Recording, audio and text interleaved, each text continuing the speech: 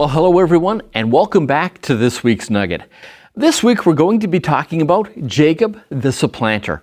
But first, I want to say thank you to Seth for sharing his thoughts last week regarding the promise.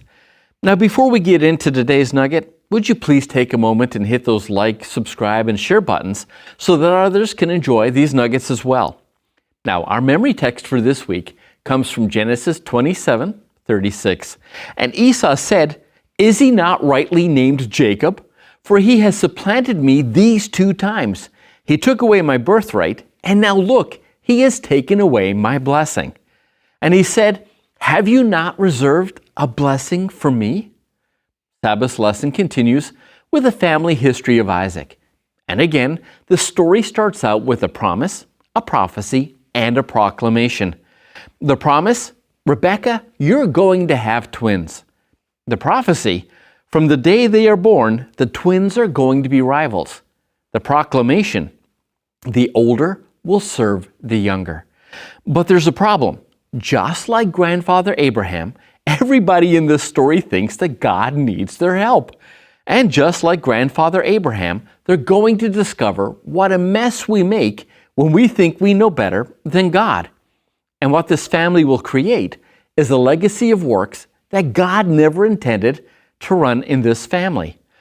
Sunday's lesson feels a little like Cain and Abel. Here you have 2 brothers who couldn't be more different. Again, one tends to the sheep and the flocks, and the other hunts the land looking for game. One is meek and mild, the other is impulsive and impatient. The one cares about spiritual blessings, while the other, he doesn't seem to care about anything at all. So much so, Esau is willing to sell his birthright with all of its potential wealth and power for a hot bowl of lentils because he's too impatient to wait until supper to eat. The thing about this story is that everybody knew the will of God, that Jacob was supposed to inherit the birthright. Everybody knew that Esau had sold his birthright to Jacob. And yet, for a family of faith, nobody was willing to do the right thing. And just as grandfather Abraham had deceived Pharaoh, and just as Isaac deceived King Abimelech, Jacob is about to deceive his own father.